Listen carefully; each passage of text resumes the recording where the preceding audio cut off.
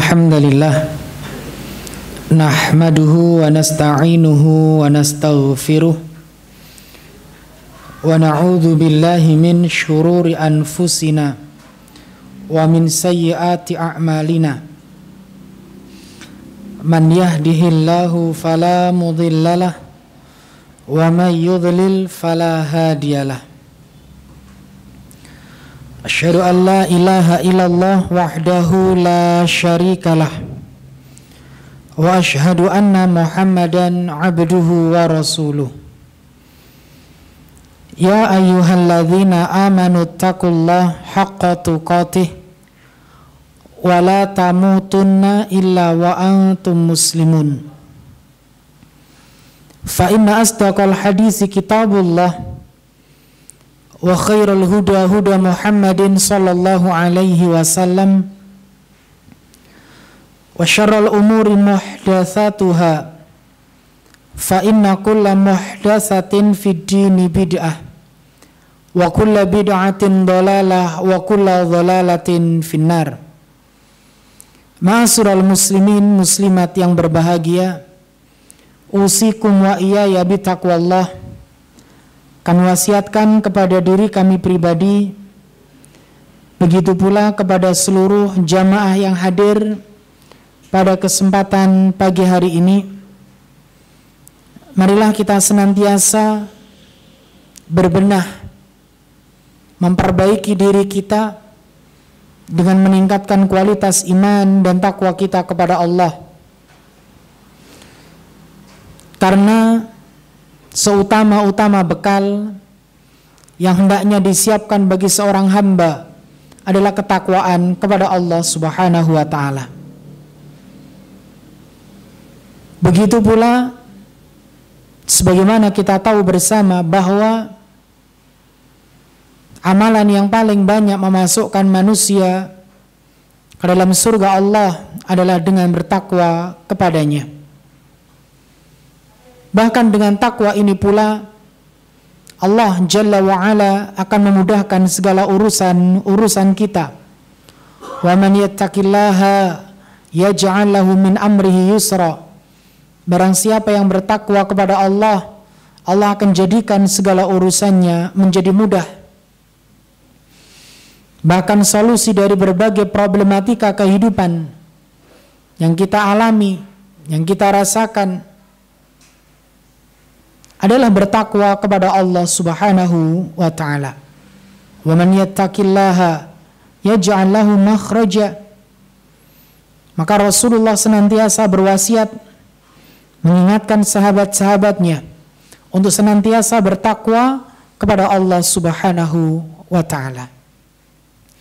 Ma'asyiral muslimin muslimat yang berbahagia, tak lupa salawat serta salam kita haturkan kepada baginda Rasulullah sallallahu alaihi wasallam, manusia terbaik, teladan, panutan bagi kita semuanya.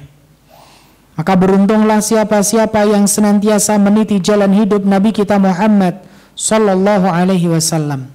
Sungguh berbahagia mereka-mereka yang senantiasa mengikuti petunjuk Nabi Muhammad sallallahu alaihi wasallam. Bahkan surga adalah tempat bagi mereka-mereka yang mengikuti jalan Nabi Muhammad sallallahu alaihi wasallam. Ma'asyiral muslimin muslimat yang berbahagia, fa insyaallah di kesempatan yang berbahagia ini, di penghujung tahun ini, kita akan membahas sebuah tema lanjutan dari kitab Adabul Mufrad. Insyaallah tema kita adalah apa? Sepertiga malam yang Bapak Ibu yang berbahagia, setiap hamba yang ada keimanan dalam dirinya, keimanan kepada Allah dan Rasul-Nya, mereka pasti menginginkan kedudukan dan derajat yang tinggi di sisi Allah. Tapi jangankan urusan akhirat, urusan dunia saja, untuk mendapatkan sebuah kedudukan, untuk mendapatkan sebuah kemuliaan, untuk mendapatkan sebuah prestasi, membutuhkan perjuangan. Itu dunia. Pada kontestasi politik beberapa waktu lalu coba kita perhatikan. Mereka yang ingin menjadi seorang tokoh publik, entah itu bupati namanya, entah itu DPR atau apapun itu, mereka persiapan jauh-jauh hari. Bukan hanya menyiapkan mentalnya, tapi juga menyiapkan materinya, uangnya, modalnya, dan semuanya disiapkan. Itu urusan dunia. Seorang yang bekerja di perusahaan ingin mendapatkan prestasi, mereka lakukan segala cara. Apalagi kita ketika menginginkan derajat yang tinggi, kemuliaan yang tinggi di sisi Allah Subhanahu wa Ta'ala, maka mustahil rasanya bila kedudukan dan kemuliaan yang tinggi di sisi Allah akan kita dapatkan hanya dengan berangan-angan saja, apalagi bermalas-malasan. Tetapi ma'asyiral muslimin yang dimuliakan oleh Allah Subhanahu wa Ta'ala, terkadang upaya memayahkan tubuh, melelahkan fisik, mengucurkan keringat, ya, perlu kita lakukan, perlu kita usahakan.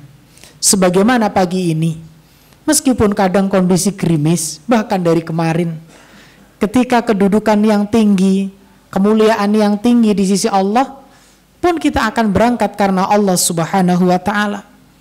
Kita teringat firman Allah dalam surat Al-An'am ayat 132. Surat apa? Ayat pinten wau? 132. Walikullin darajatun mimma amilu wa ma rabbuka bighafilin amma ya'malun. Dan masing-masing orang itu akan memperoleh derajat-derajat yang seimbang dengan apa yang dikerjakan. Kita akan memperoleh derajat yang tinggi, kedudukan yang tinggi atau yang rendah, ya semuanya sesuai dengan apa yang kita lakukan. Wa ma rabbuka bighafilin amma ya'malun, dan Tuhanmu tidak pernah lengah dari apa yang mereka kerjakan. Jadi sungguh aneh bila ada orang mengharapkan kedudukan yang tinggi di sisi Allah, tetapi ikhtiarnya kurang. Cobalah kita flashback bagaimana perjuangan para sahabat-sahabat ridwanullahu alaihim ajmain, yang kemudian sampai Allah memuji mereka radhiyallahu anhum wa radu'an. Tidaklah ada sebuah perintah maka akan mereka bergegas melakukannya.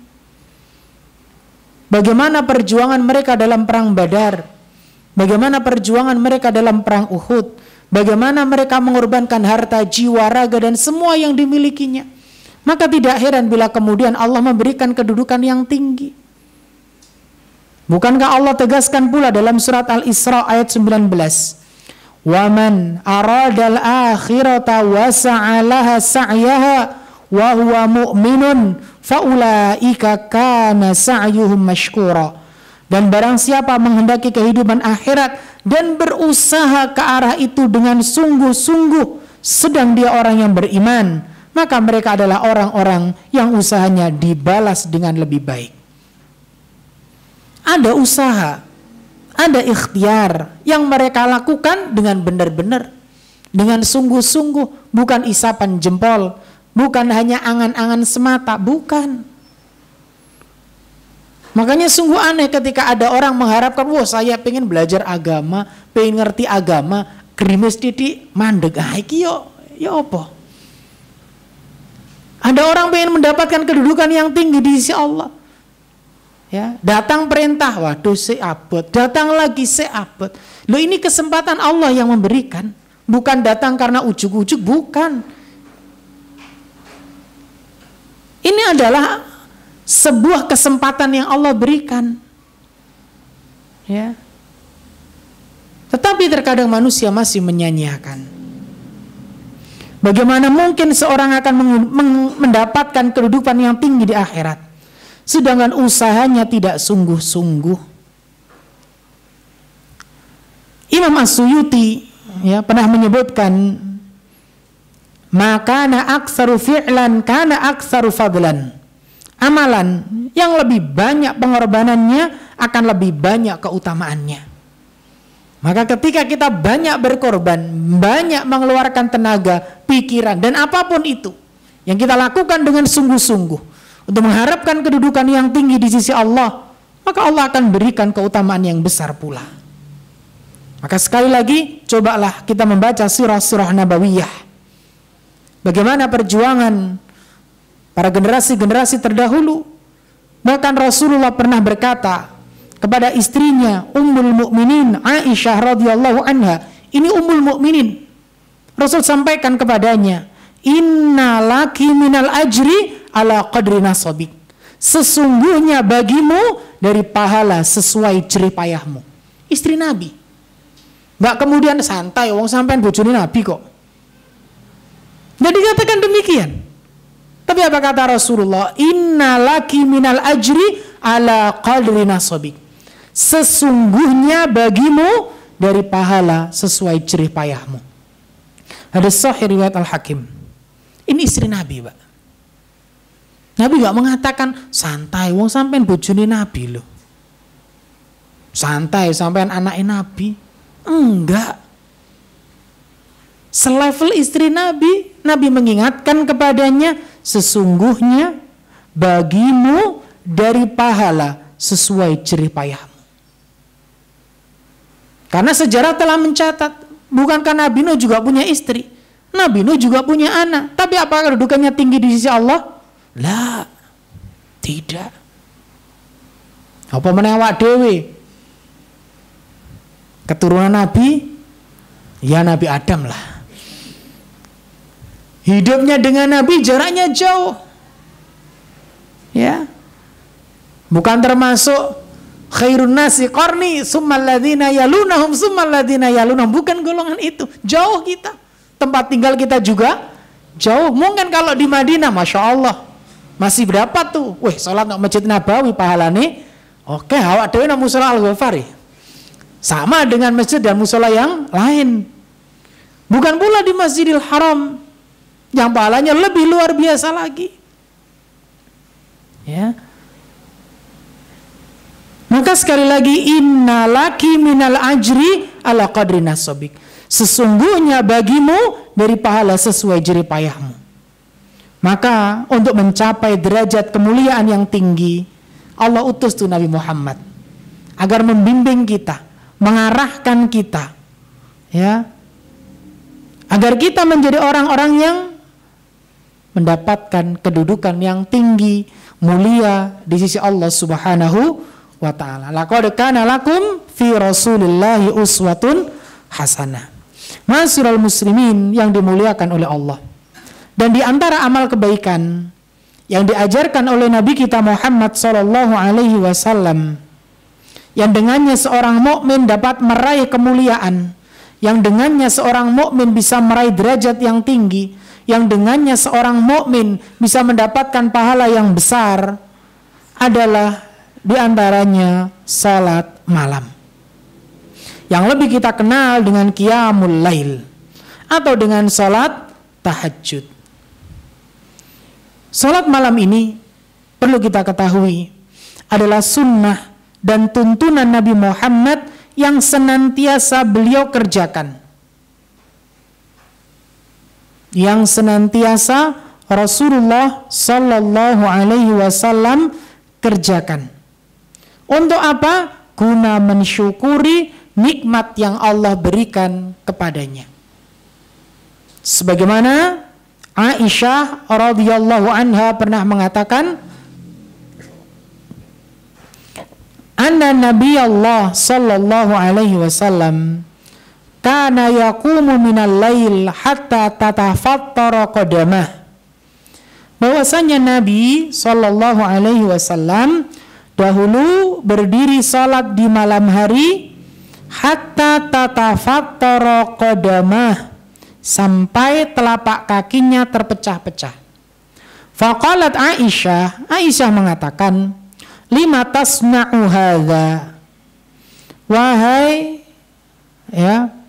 Rasulullah, wahai suamiku, kenapa engkau melakukan perkara tadi? Wa qad ghafarallahu laka ma taqaddama min dhanbik wa ma ta'akhkhar. Bukankah dosamu telah diampuni, baik yang terdahulu, begitu pula yang akan datang. Kenapa engkau harus bersusah payah?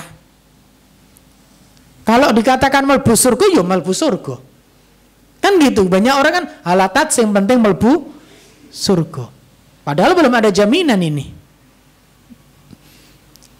Nah, Rasulullah dikatakan dosamu lo sudah diampuni, baik yang lalu atau yang akan datang. Kenapa harus masih bersusah payah, bercapek-capek, berlelah-lelah mengerjakan sholat malam? Hatta tatafattara qadama, sampai kakimu apa tadi? Pecah-pecah, saking lamanya berdiri. Ya, saking lamanya berdiri.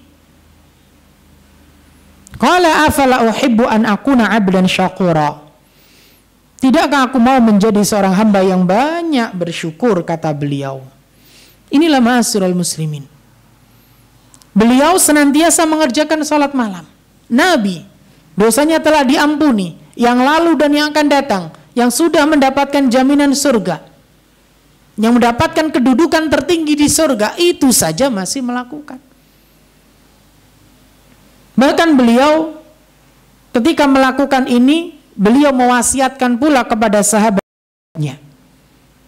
Beliau tidak hanya melakukannya sendiri, beliau juga menganjurkan yang namanya sholat tahajud ini kepada sahabat-sahabatnya, pun kepada umatnya, termasuk kita ini.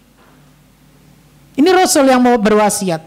Ini Rasul yang mengingatkan, ya ayyuhan nas, wahai manusia, afsus salam, sebarkanlah salam. Dalam riwayat lain, ala man arafta, kepada orang yang kamu kenal atau orang yang tidak kamu kenal. Yang penting nampak tanda keislaman padanya, sebarkanlah salam. Karena di antara tanda datangnya hari kiamat, orang itu tidak mengucapkan salam kecuali yang dikenal saja.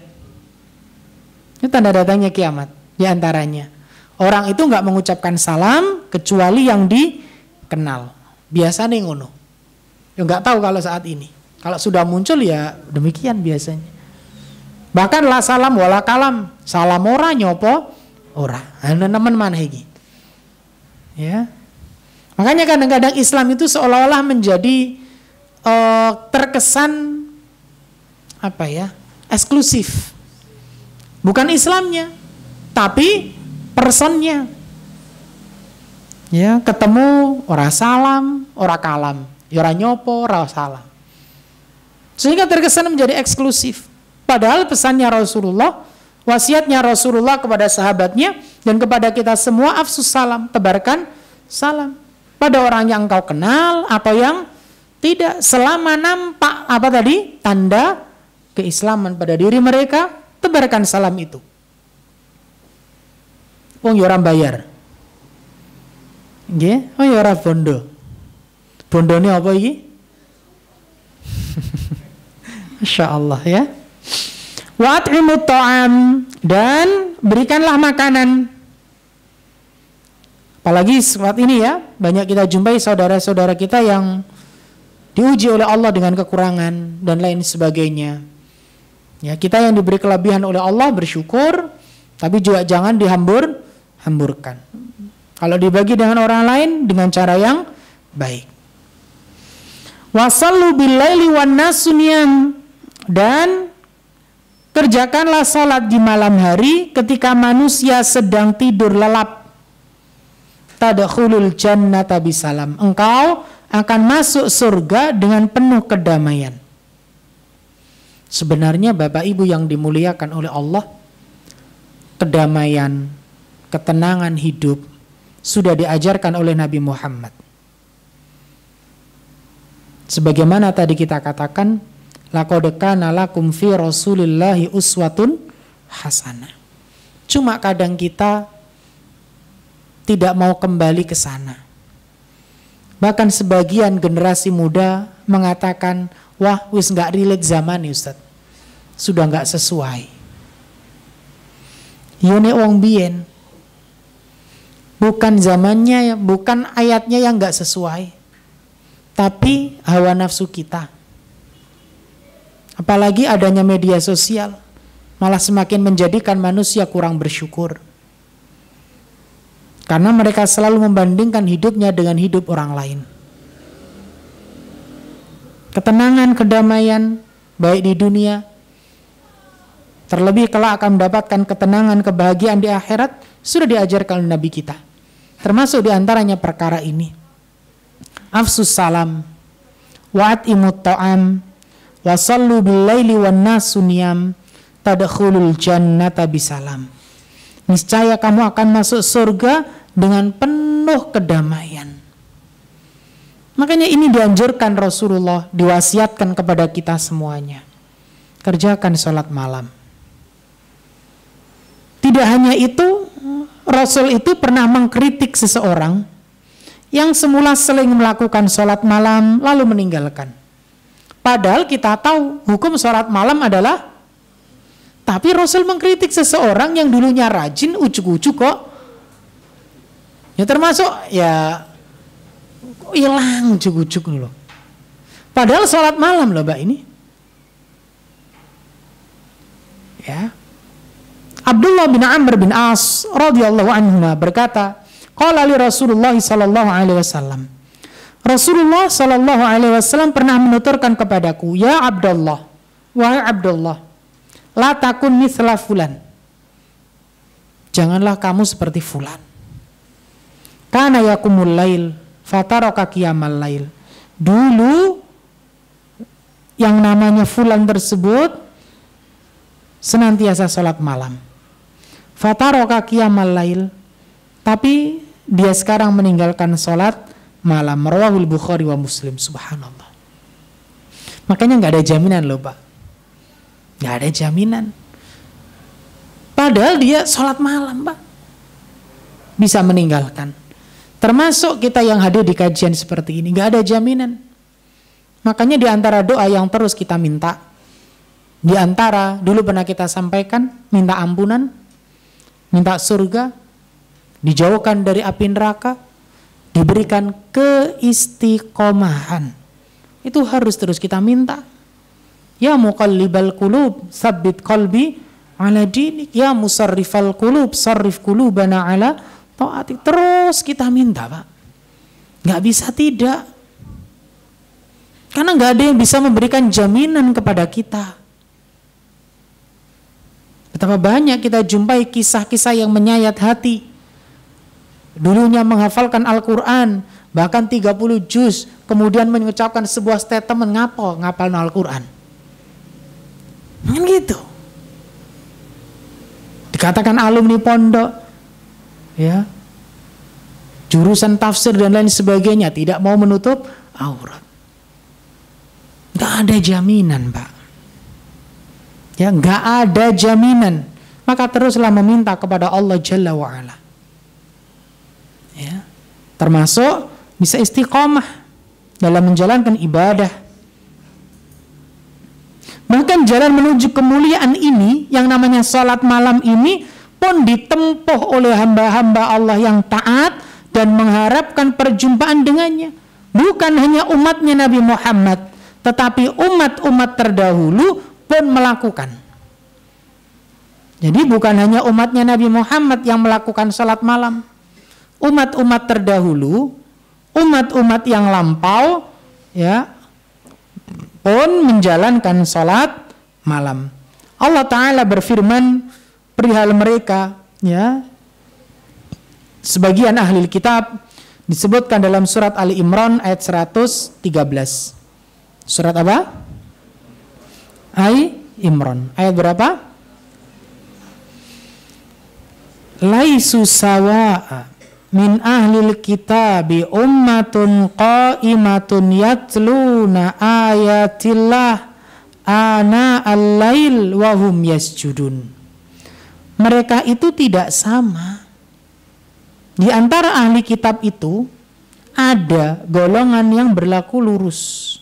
Mereka membaca ayat-ayat Allah pada waktu malam hari, sedang mereka juga bersujud melaksanakan sholat. Jadi sholat tahajud ini bukan hanya kita, tetapi juga generasi-generasi terdahulu mereka melakukannya.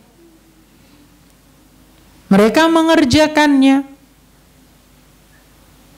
Demikian pula Allah berfirman tentang ibadur rahman, tentang hamba Allah yang taat, yang soleh.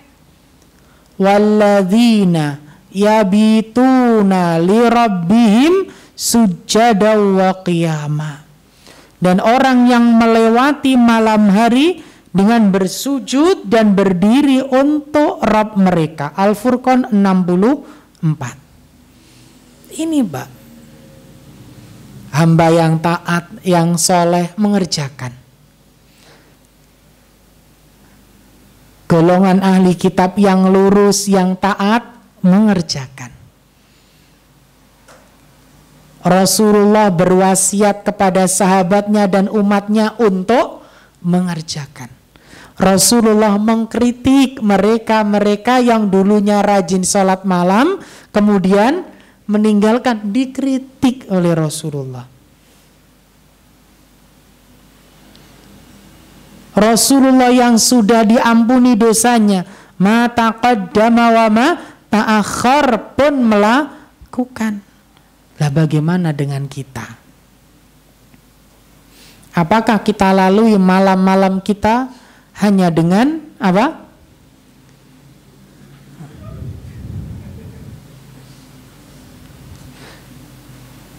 Subhanallah. Ya. Disebutkan pula dalam surat Az-Zumar ayat 9. Apakah kamu wahai orang musyrik yang lebih beruntung? Ataukah orang yang beribadah di waktu-waktu malam dengan sujud dan berdiri, sedang ia takut kepada azab akhirat dan mengharapkan rahmat Rabb-Nya? Inilah Bapak Ibu yang dimuliakan oleh Allah. Mereka mengisi malam-malam mereka bersujud, bersimpuh kepada Allah Jalla wa'ala. Dan sejarah Islam penuh dengan lembaran-lembaran emas yang mengisahkan bagaimana generasi muttaqin, para pencari ridha Allah, dengan menempuh salat malam di samping amalan-amalan lainnya. Mereka rela dengan penuh keikhlasan meninggalkan durasi waktu tidurnya. Allah tidak minta seluruh malam kita, benar? Enggak, sebagian saja. Ya. Padahal kita tahu memang waktu malam dijadikan apa? Wa ja'alnal laila libasa. Dan kami jadikan malam sebagai pakaian. Wa ja'alnan nahara ma'asya. Dan kami jadikan siang untuk mencari penghidupan. Tapi mereka tidak kemudian larut dalam tidur yang lelap mereka. Bahkan pernah kami sampaikan, generasi-generasi terdahulu ketika mereka menginjak umur 40 tahun, mereka mengisi waktu malamnya dengan berpindah dari tempat tidur yang nyamannya, berpindah ke persolatan di dalam rumahnya. Untuk apa? Mengisi malam-malam mereka dengan beribadah kepada Allah Subhanahu wa ta'ala. Mereka takut bila malam hanya diisi dengan tidur. Tetapi saat ini subhanallah, kayaknya kita semakin tambah usia semakin nyaman kasurnya. Dengan alasan tidak bisa tidur nyenyak, dengan alasan ini dan itu, yang dulunya kasur kapuk ganti spring bed. Spring bed biasa nggak terima ganti sing mbuh apa iku ya. Ini akhirnya semakin terlelap dalam tidurnya. Masya Allah. Bahkan nggak tangi nih kak wayah adzan subuh. Ngono ae nih kak ono komat lagi kendadapan. Ya, ini subhanallah ya. Jadi ma'asyiral muslimin yang dimuliakan oleh Allah Subhanahu wa taala, generasi-generasi terdahulu ya yang berada di barisan terdepan dalam ibadah adalah generasinya para sahabat. Dalam melukiskan mengenai salat malam mereka, diriwayatkan dari Ali bin Abi Thalib bahwasanya beliau berkata, laqad ra'aitu atharon min ashabi Rasulillah sallallahu alaihi wasallam. Sesungguhnya aku telah menyaksikan, kata Ali, bekas dari para sahabat-sahabat Rasulullah yang tidak pernah aku menyaksikan. Fama ara ahadan yushbihuhum. Aku tidak pernah menyaksikan seorang pun yang menyamai mereka. Wallahi in kanu la yusbihuna syu'than ghubran sufran baina a'yunihim mithlu rukabil ma'za. Demi Allah, kondisi mereka di pagi hari, rambut-rambut mereka kusut, mereka berdebu, dan wajah-wajah mereka menguning atau pucat. Baina a'yunihim mithlu rukabil ma'za. Di antara mata-mata mereka terdapat semacam tanda para musafir. Qad batu yatluna kitab Allah yurawihuna baina aqdamihim wa jibahihim. Sesungguhnya mereka di malam hari membaca kitabullah. Mereka hanya berbolak-balik di antara telapak kaki dan kening-kening mereka. Idza dzukirallah madu kama tamidu syajarah fi yaumi rih. Fanhatalat a'yunuhum hatta tabulla wallahi thiyabahum. Sebutkan pula, jika nama Allah disebutkan mereka bergetar sebagaimana bergetarnya pohon pada hari terjadinya angin kencang. Lalu mata-mata mereka mengucurkan air mata hingga demi Allah membasahi pakaian-pakaian mereka. Inilah gambaran generasi terdahulu. Bangun terlihat wajah-wajah pucat mereka, bukan karena begadang nonton, ya, tapi mereka habiskan untuk berdiri, untuk ruku, untuk sujud, membolak-balikkan kitabullah, ya, bukan untuk sekedar menghabiskan untuk hal-hal yang tidak berguna, tapi mereka habiskan untuk beribadah kepada Allah Jalla wa'ala. Ya mungkin, wah itu kan sahabat Ustaz, memang imannya tinggi. Lah kita imannya nggak tinggi, lah justru itu. Karena iman kita nggak tinggi, ibadahnya harus ditingkatkan. Agar apa? Iman kita semakin tinggi. Ya memang kita nggak bisa menyaingi ibadahnya para sahabat tentunya. Ya. Tetapi setidaknya kita berusaha untuk menjadi lebih baik. Ya, setidaknya kita berusaha untuk menjadi lebih baik. Meskipun tidak semua malam kita gunakan, tetapi setidaknya sedikit dari waktu malam itu bisa kita sisihkan. Ini bukan perkara sibuk atau tidak, ini perkara prioritas saja, Pak. Sama ngaji juga demikian, baca Al-Quran juga demikian. Semua itu perkara prioritas, bukan gak ada waktu, ada. Wong kita duduk pegang HP juga ada waktu. Wong kita ngombe kopi karo menikmati setiap teguhan yo mampu gitu loh. Ini semua perkara prioritas saja. Karena terkadang kita jumpai orang diajak ngaji gak ada waktu. Tapi nek giliran nek mall nek waktu. Ya iya, waktu pengajian gak ada waktu blastat. Wah ya liburan nih. Ini bukan perkara sibuk atau enggak, prioritas saja. Ada enggak dia kemauan? Sama kita juga demikian. Nuruti sibuk gak ada wong nganggur, Pak. Ya, nuruti hutan terakhir musimnya. Apa nek waya hutan gak budal ngaji? Apa nek waya hutan gak budal nek masjid? Meskipun ketika hujan lebat angin, kita diperintahkan shollu fi rihalikum atau fi buyutikum. Kan demikian. Semua adalah perkara prioritas saja. Bagaimana kita memprioritaskan? Karena ketidakbutuhan kita lah kadang-kadang kita tidak beribadah. Karena kita merasa mampu. Orang yang jarang beribadah kepada Allah, jarang bersujud kepada Allah adalah orang-orang yang sombong, kami katakan. Coba kita flashback, Pak. Masya Allah. Ketika orang itu benar-benar, Pak, tidak ada daya dan upaya. Saya ingat benar waktu ujian nasional. Itu seluruh masjid sekolah rame, Pak. Baik duhur atau duha. Kenapa? Mau ujian nasional. Wis ta. Ya. Lulus apa? 3 tahun ditentukan. Belajar 3 tahun, penentunya cuma 3 hari atau berapa itu?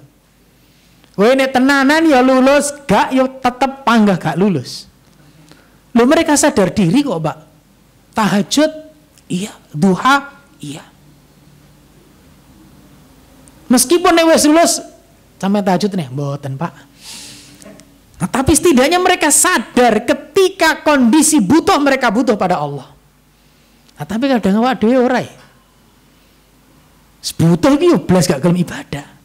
Kan kembali lagi prioritas, kita butuh gak kepada Allah. Makanya kadang-kadang kita merasa sombong diri aja. Kita merasa mampu saja. Sehingga kadang kita tidak bermunajat, bersujud, bersimpuh kepada Allah Jalla wa'ala. Padahal generasi terdahulu apa? Tatajafa junubuhum 'anil madhaji yad'una rabbahum khaufa wa tama'a. Lambung-lambung mereka jauh dari tempat tidur mereka. Untuk apa? Yad'una rabbahum khaufan wa tama'a. Bahkan bisa dilihat dalam firman Allah yang disebutkan dalam Az-Zariyat ayat 15 sampai 19. Surat apa? Az-Zariyat ayat berapa? Ada yang buka Al-Quran? Bisa dibantu dibaca terjemahnya?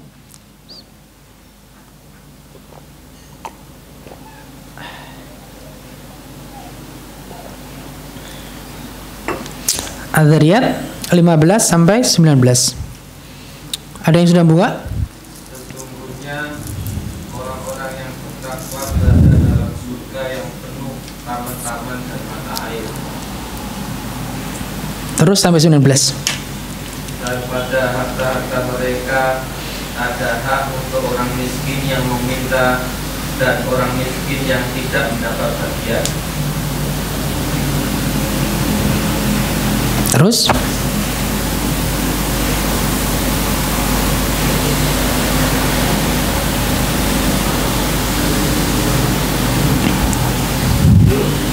sesungguhnya orang-orang yang bertakwa kepada Allah berada di dalam surga-surga yang besar dan mata-mata air yang mengalir. Allah memberi mereka segala keinginan mereka dari berbagai macam kenikmatan. Mereka menerima dengan penuh kerelaan. Jiwa mereka berbahagia. Sesungguhnya mereka sebelum mendapat nikmat ini adalah orang-orang yang berbuat baik di dunia dengan amal-amal soleh mereka. Orang-orang yang takut kepada Allah dengan menjalankan hukum-hukumnya, maka mereka akan berada dalam surga-surga yang hijau dan mata air. Mereka mendapat kedudukan yang mulia dari Allah. Ketika di dunia, mereka adalah orang-orang yang baik dalam perkataan dan perbuatan. cukup, insyaallah. Nanti bisa dibuka surat Az-Zariyat ya, ayat 15 sampai 19 ya. Surat ke-51. Orang-orang yang bertakwa kepada Allah, mereka itu berada di taman-taman surga dan mata air, menerima segala pemberian Rabb-Nya. Mereka sebelum itu di dunia adalah orang-orang yang berbuat kebaikan.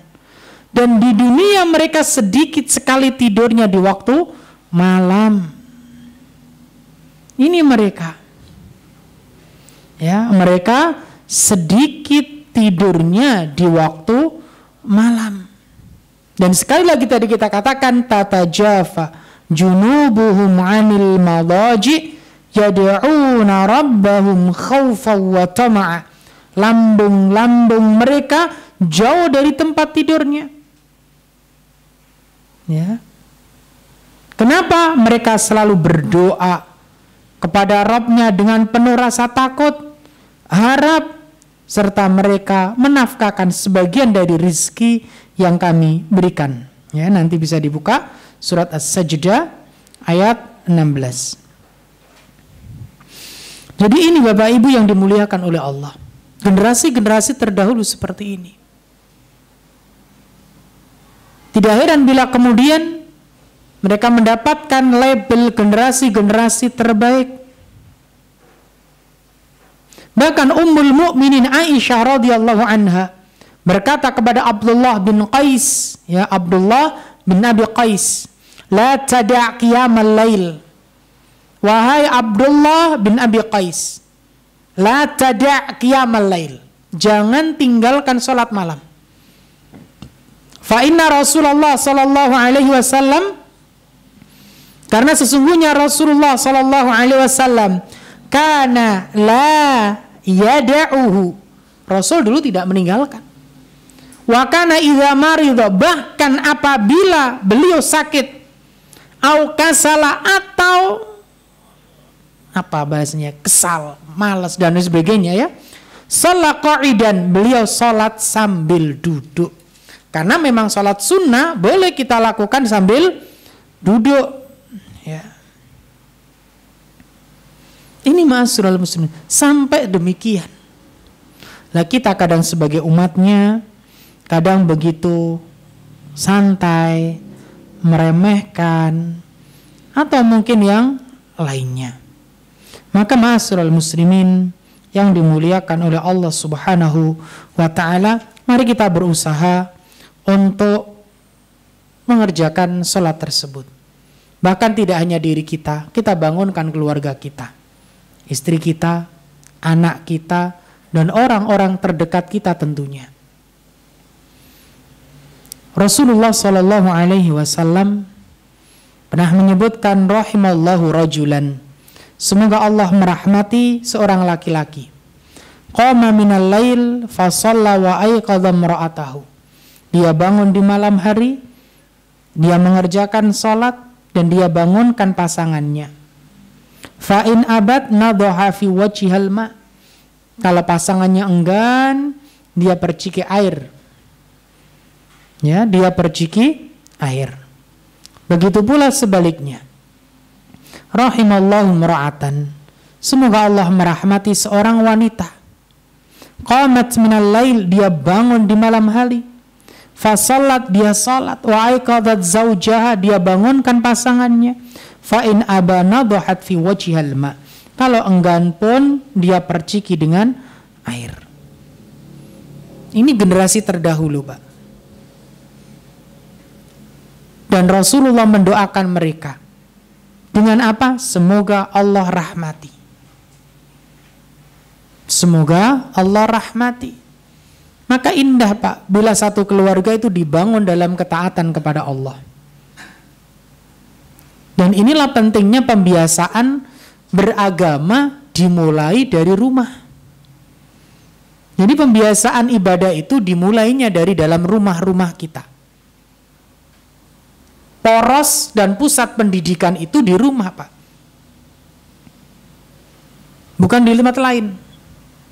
Adapun di tempat lain sebagai penunjang, Pak. Bagaimana Imam Syafi'i seperti itu? Ya di antara porosnya di rumahnya. Meskipun yang mendidik adalah hanya seorang ibu pertamanya, karena yatim. Tapi poros pendidikan ya di sini. Dan hadis ini adalah anjuran untuk membangunkan keluarga. Maka ini juga menjadi pengingat kita, sholat malam yang sering kita tinggalkan. Bahkan keluarga kita tidak kita bangunkan. Berat-berat, Pak, saestu berat. Apalagi yang kita dari pagi kerja sampai sore, apalagi sampai malam. Tetapi inilah telunjuk dan teladan Rasulullah. Jika kemuliaan yang ingin kita dapatkan, bahkan orang yang mengerjakan salat malam itu akan memperoleh cintanya Allah.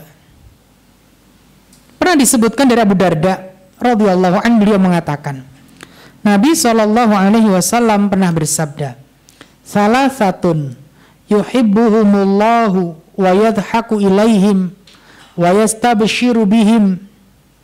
Ada 3 golongan yang Allah mencintai dan tertawa pada mereka serta memberi mereka berita gembira. Di antaranya ma'asyiral muslimin yang dimuliakan oleh Allah Subhanahu wa ta'ala, di antaranya mereka adalah mereka yang meninggalkan syahwatnya dan mengingat Allah. Sekiranya dia mau, tentunya dia tidur.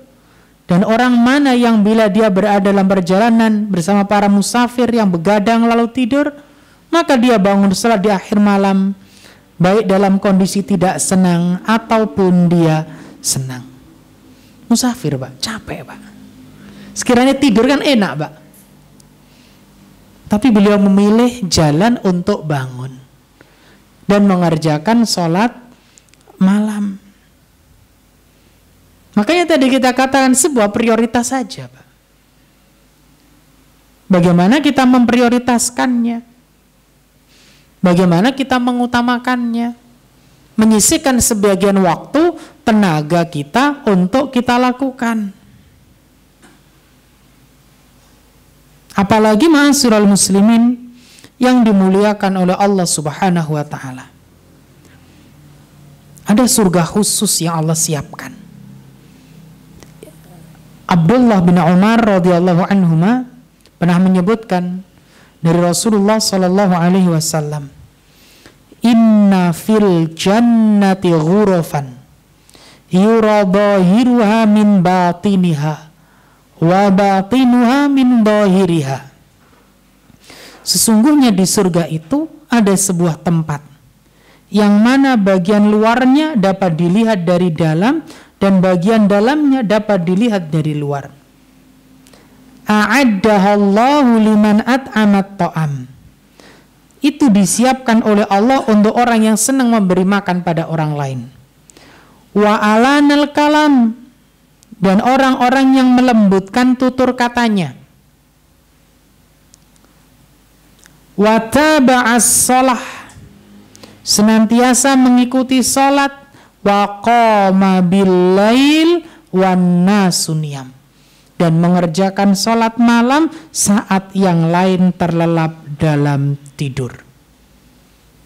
Inilah mereka yang dipersiapkan tempat khusus di dalam surga. Dan beberapa wasiat ini luar biasa, Pak. Yang suka beri makan, melembutkan tutur kata. Wabot karo-karo nih. Makanya anak-anak kita juga ajar itu, agar mereka tutur katanya lembut, tutur katanya baik. Loh Ustadz ini kan daerahnya terai keras, ya ajarono sing lembut. Ya, ajarono sing lembut. Maka kami katakan lagi di rumah diajar itu. Termasuk mereka yang mengerjakan sholat dan sholat di malam hari ketika manusia terlelap dalam tidurnya. Kemudian ma'asyiral muslimin, dalam sebuah hadis diriwayatkan Ibnu Abi Dunya dan Al-Baihaqi, disahihkan oleh Al-Allamah Syalbani. Orang yang paling mulia di antara umat ini adalah mereka yang senantiasa mengerjakan sholat di malam hari. Sama-sama sholat 5 waktu, Pak. Sama-sama jamaah. Tapi ketika mereka ada nilai plus berupa mengerjakan sholat malam, sejatinya mereka adalah manusia-manusia yang utama, yang paling mulia. Disebutkan dalam sebuah hadis, ya, di mana tadi kita sebutkan asyrafu ummati hamalatul Quran wa ashabul lail. Orang yang paling mulia dari umatku adalah para pembawa Al-Quran, para penghafal Al-Quran, yang mereka ikhlas dalam menghafalkannya, bukan menginginkan bagian dari dunia.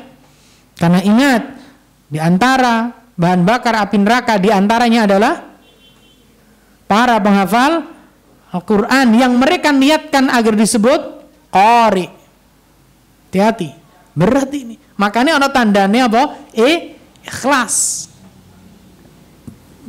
Kalau dia ikhlas, dia manusia paling mulia. Tapi kalau diniatkan karena manusia, karena dunia, dia akan menjadi bagian dari penghuni api neraka. Loh Pak, guru masalah niat loh Pak ini. Berat, ya berat. Makanya terus si sahabat niku babakan sing paling angel ya babakan ati.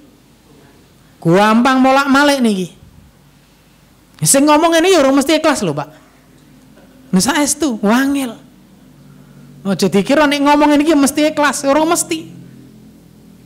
Wabot Pak. Makanya nek ana ibadah, awak dhewe saged menyembunyikan, sembunyikan. Woi ku luwih ikhlas Pak.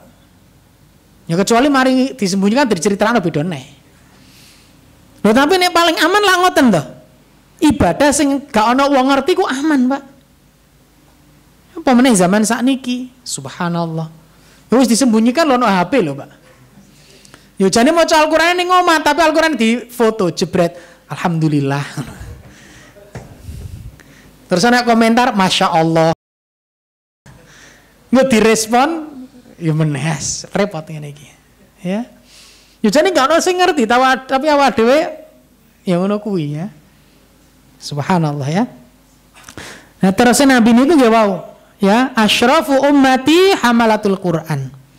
Ya, tiang sing paling mulia dari umatku niku nggih pembawa Al-Qur'an. Pembawa Al-Qur'an niku penghafal kitabullah Al-Qur'anul Karim. Mereka ini diantaranya.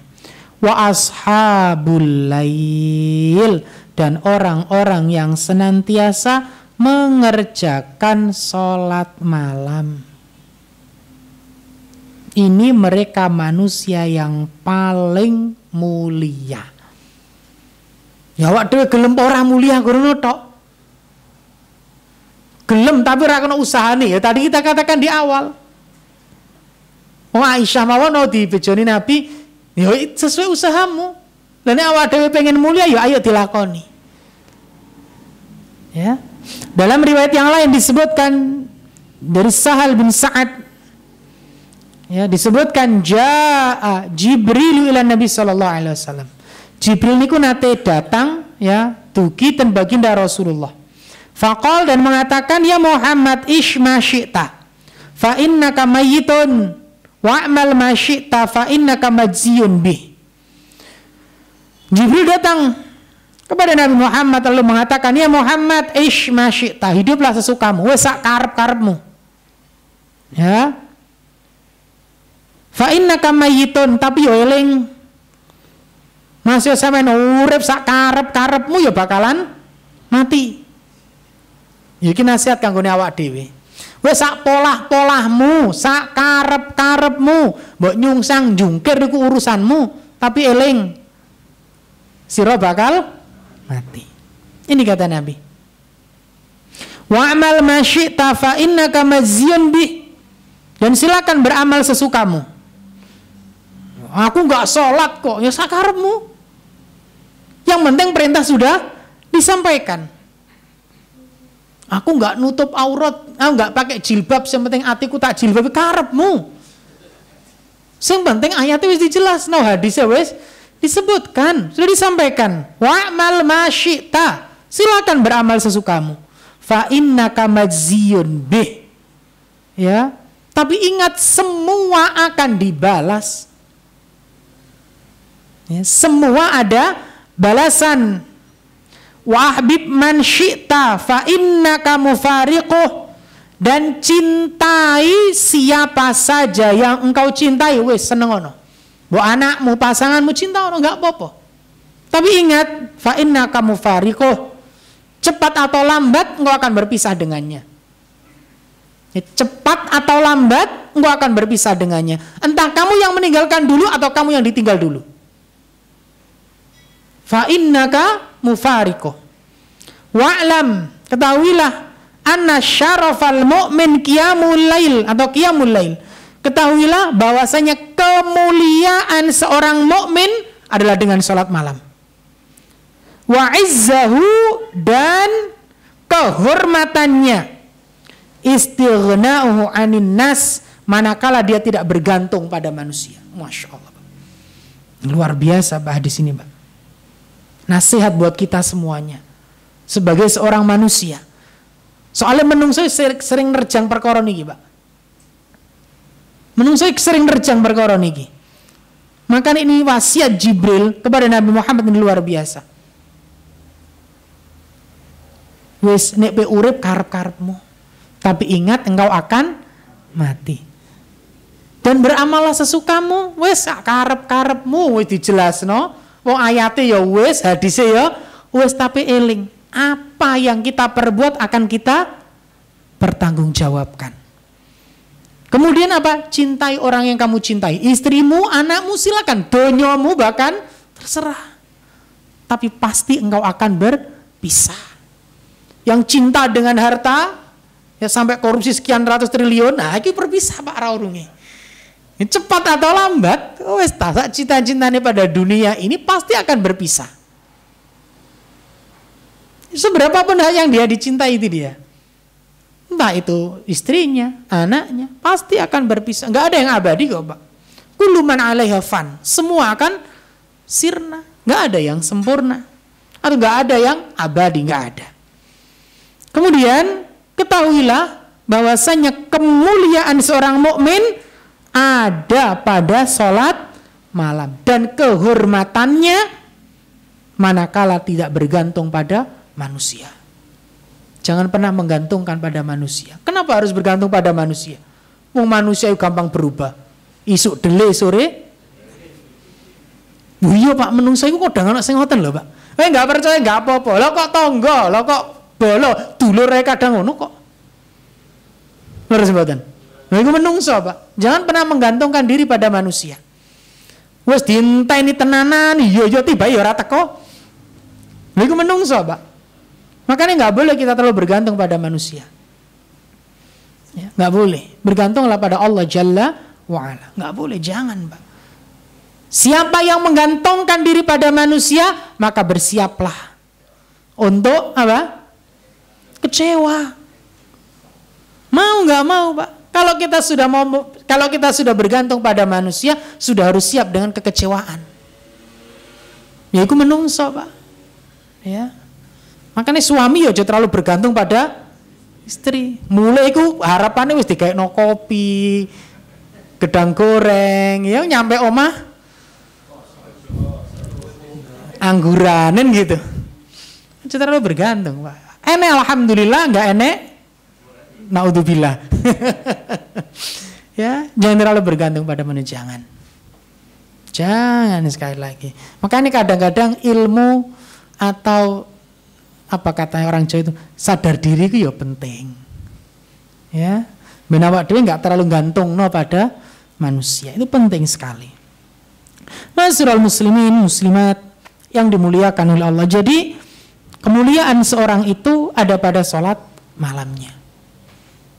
Meskipun amalannya podo-podo kabeh Pak. Oh kayak 5 waktu ya ning masjid. Wayang ngaji ya ngaji. Tapi sholat malamnya mesti kabeh iso ngelakoni. Ya pemene pas awak capek ngoten Pak, ngapunten lelah gitu. Kadang ape tangi wae yo kena ambune selimut yo balik neh. Ya. Masya Allah berat memang Pak. Ya minta pertolongan kepada Allah, mudah-mudahan kita dimudahkan untuk sholat malam. Apalagi afdhalus shalah ba'da sholatil maktubah as-sholatu fi jawfil lail. Sholat yang paling utama setelah sholat wajib adalah sholat di apa? Malam, di tengah malam. Dalam hadis lain, afdhalus siyam ba'da Ramadan syahrullahil muharram. Puasa yang paling utama setelah Ramadan adalah puasa di bulan Muharram. Wa afdhalus shalah ba'dal fariidhah sholatul lail. Dan salat yang paling afdol setelah salat wajib adalah salat malam. Ya, apalagi di sepertiga malam ada waktu yang mustajab yang kita bisa gunakan untuk berdoa pada Allah Subhanahu wa taala. Inna fil laili sa'atan la yuwafiquha rajulun muslimun yas'alullah khairan min amri dunya wal akhirah illa a'tahu iyyahu wa dzalika kullal lailah. Sesungguhnya pada malam hari ada suatu saat tidaklah seorang muslim memohon kepada Allah entah itu kebaikan urusan dunia ataupun urusan akhirat yang bertepatan dengan saat tersebut, melainkan dia atau Allah memberikan permohonannya dan hal tersebut pada setiap malam. Maka banyak-banyak berdoa di sepertiga malam atau di malam hari, ya, bangun. Mudah-mudahan kita dimudahkan tentunya, ya.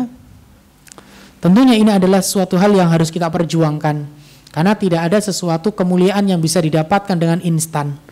Semua butuh pengorbanan, sebagaimana apa yang kita katakan di awal, bagaimana Rasulullah mewanti-wanti Aisyah, bagaimana Rasulullah mengingatkan sahabatnya, bagaimana generasi terdahulu ahli kitab pun melakukan, bagaimana Rasulullah berwasiat kepada kita agar kita berusaha untuk melakukan. Bahkan bangunkanlah pasanganmu, bangunkanlah keluargamu untuk melakukan. Awak dhewe niki aja-aja.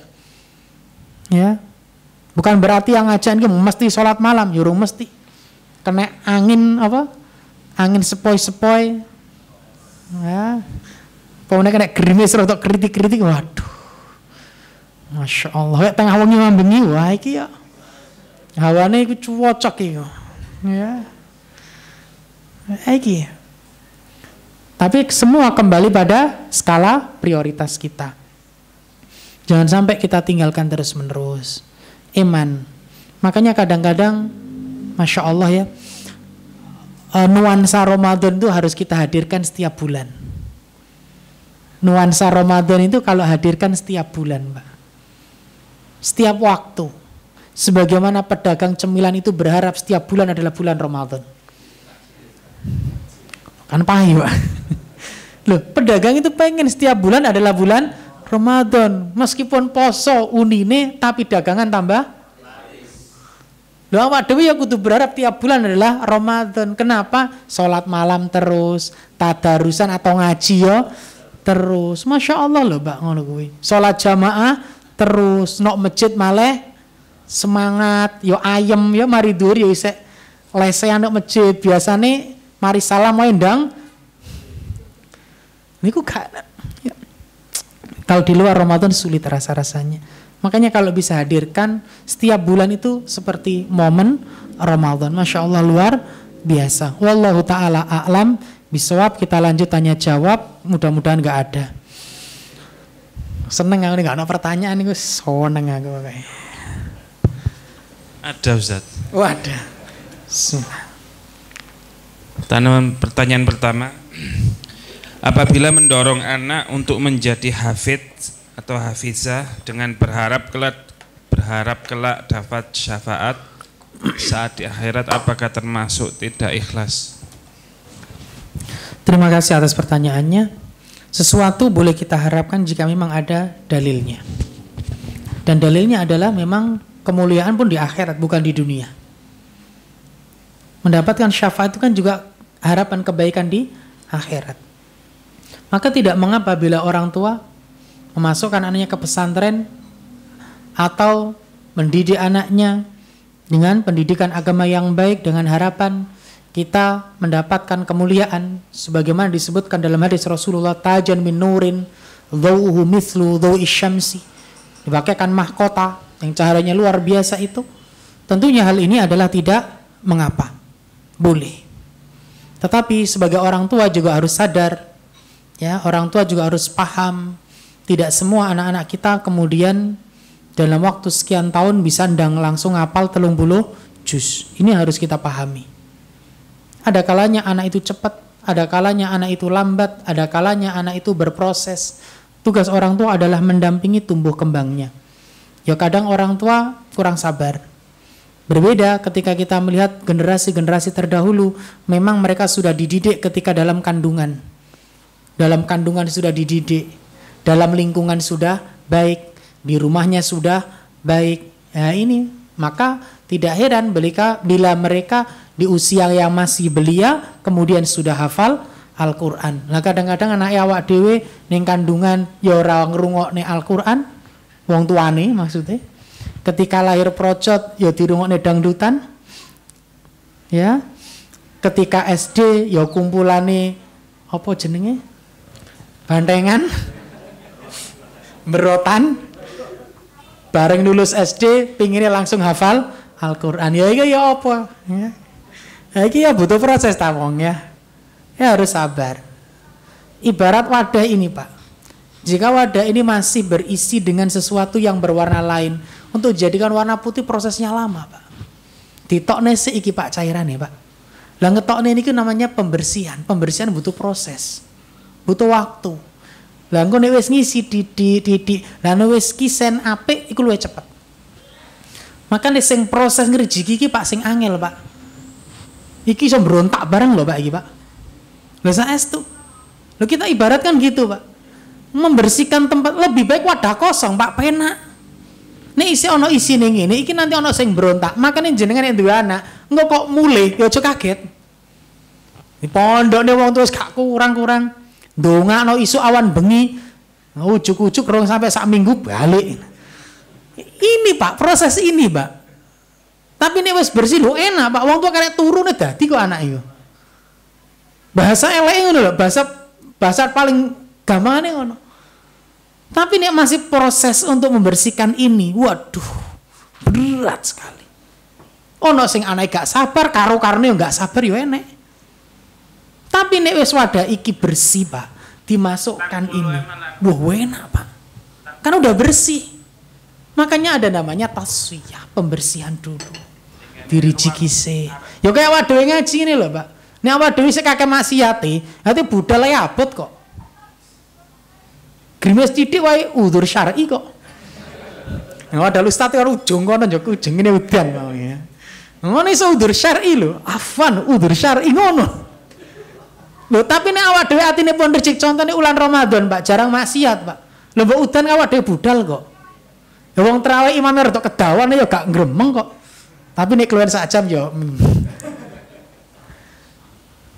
itu Pak, makanya butuh proses. Ya, jadi sekali lagi nggak mengapa bila kemudian orang tua mengharapkan kebaikan dan selama itu ada dalilnya. Apalagi dalam urusan hal tersebut memang ada. Ya, tapi jangan kemudian melakukan sesuatu karena menginginkan dunia. Ya, karena dunia itu ya seperti ini. Sekiranya dunia itu mulia atau utama atau sesuatu yang banyak faedahnya, mungkin gak akan Allah berikan pada orang-orang yang kufur kepadanya. Tapi dunia Allah berikan pada siapapun yang Allah kehendaki. Paham ya? Wallahu ta'ala a'lam. Pertanyaan berikutnya, kami pernah mendengar kaidah bahwa ibadah sunnah sesekali boleh ditinggalkan agar kaidahnya sebagai ibadah sunnah tetap sunnah dan tidak menjadi seakan-akan ibadah wajib. Apakah ini benar Ustadz? Mohon koreksi dan penjelasannya. Sebagaimana Rasulullah pernah tidak keluar dalam sholat apa? Tarawih. Dan memang itulah kondisinya. Tetapi perlu kita pahami, ma'asyiral muslimin yang dimuliakan oleh Allah, kita pun tidak boleh beranggapan sesuatu yang sunnah itu adalah wajib. Ya, sunnah ya hukumnya tetap sunnah. Diapakno ya tetap sunnah. Tapi juga kita harus paham ada kalanya juga memang kita berharap ketika kita tidak bisa melakukan kita tetap dapat pahala. Kapan itu? Ketika kita mengistiqomahkan. Karena setidaknya seorang mukmin itu harus punya amalan pamungkas kalau kami katakan. Amalan pamungkas itu amalan selain yang wajib yang dia istiqomahkan. Ada orang itu yang istiqomah zikir. Dia istiqomahkan itu Pak. Ada orang yang istiqomah sedekah. Masyo Didi. Ya ada, masing-masing punya. Ada orang yang istiqomah sholat malam. Ada yang istiqomah sholat tahajud. Istiqomahkan. Dan kita sebagai manusia pun tentunya kadang-kadang meninggalkan sekali dua kali. Entah itu pas sakit. Kalau sekiranya hukumnya wajib, sakit tetap melakoni loh Pak. Tapi kan enggak kan kita. Ya itulah diantaranya. Ya, itulah diantaranya. Jadi memang sesuatu yang sunnah, hukumnya tetap sunnah. Dan memang kadang-kadang kita tidak melakukan pun karena kita menyadari hukumnya adalah sunnah, tentu tidak mengapa. Ya. Itu diantaranya. Wallahu ta'ala a'lam bissawab. Pertanyaan berikutnya, kata suami sholat isya, sholat witir itu seperti sholat malam. Mohon pencerahannya. Apa? Sholat isya dan sholat witir itu sudah seperti sholat malam, Ustaz. Ya emang dilakukan di malam hari. Kalau emang nggak bisa melakukan sholat tahajud, kemudian dia witir pun nggak mengapa. Tapi kalau ada waktu, lakukanlah di sepertiga malamnya. Kalau kita khawatir tidak bangun. Tapi kalau kita bisa melakukan, alangkah indahnya bila kita lakukan di sepertiga malam. Kenapa? Yanzilu Rabbuna tabaraka wa ta'ala. Allah itu turun ke langit dunia. Dan itulah kesempatan kita untuk berdoa. Itulah kesempatan kita untuk bermunajat pada Allah Jalla wa'ala. Makanya di antara sunnah adalah ketika memang tidak ada hajat, habis sisa yundang turu. Kan gitu kan sunnahnya Nabi? Ini arano hajat, mari sisa yundang turu. Agar apa? Agar kita bangun di sepertiga malam. Tujuannya apa? Untuk beribadah kepada Allah Jalla wa'ala. Tetapi la yukallifullahu nafsan illa usaha. Allah tidak membebani kita di luar kemampuan kita. Ada kalanya orang itu pulang kerja, ya mungkin nanti pulangnya jam menjelang isya, ya dia di perjalanan, maka tidak mengapa kemudian dia karena capek dan lain sebagainya, sebagai manusia, ya sebagai ya sifatnya insaniyah, manusia insan, dia khawatir nggak bangun karena kecapean dan lain sebagainya, tentunya tidak mengapa bila dia mengawalkan.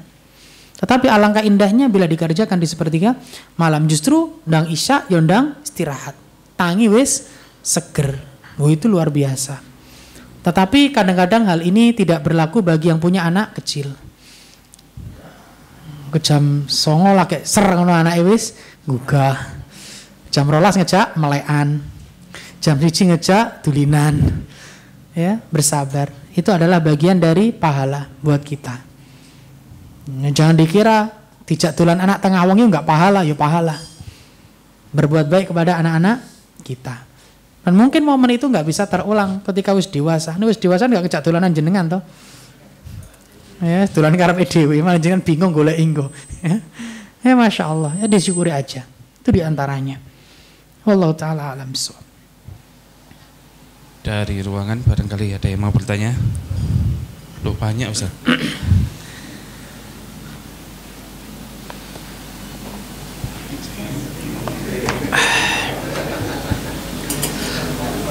Assalamualaikum warahmatullahi wabarakatuh. Waalaikumsalam warahmatullahi. Mau tanya ini Ustaz, untuk pengertian sepertiga malam itu kan yang saya tahu ada sepertiga malam yang pertama, kedua dan yang terakhir. Nah katanya yang paling afdol itu adalah yang terakhir. Di sini jam-jamnya itu jam berapa saja untuk yang malam itu. Kemudian apakah kemuliaannya itu sama di antara sepertiga malam pertama, kedua dan ketiga? Terima kasih. Nggih, terima kasih atas pertanyaannya tentang sepertiga malam atau pembagian 3 malam. Ma'asyiral muslimin yang dimuliakan oleh Allah Subhanahu wa taala. Tentang waktu sholat malam memang sebenarnya tidak ada batasan ya. Kita katakan batasannya ya malam itu sampai waktu apa? Adapun sepertiga malam wallahu taala alam disebutkan ya di antara waktunya yang paling afdol adalah sekitar jam 2-an. Sekitar jam-jam tersebut ya. Tapi nanti juga lihat waktu subuh. Kenapa ini waktu yang paling utama?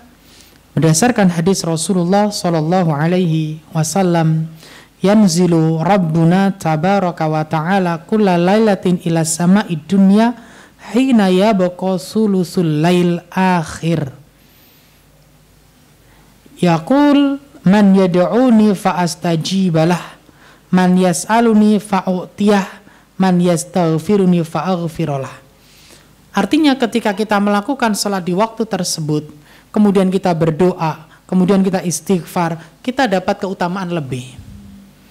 Waktu yang mustajab. Paham ya? Tetapi secara umum salat ini bisa dilakukan di semua waktu waktu tersebut dari habis sholat isya sampai nanti waktu apa? Nah, itulah yang menjadikan sesuatu yang utama, adanya keutamaan waktu tersebut. Maka kalau memang kita bisa melakukan di sepertiga tersebut, ya kita lakukan.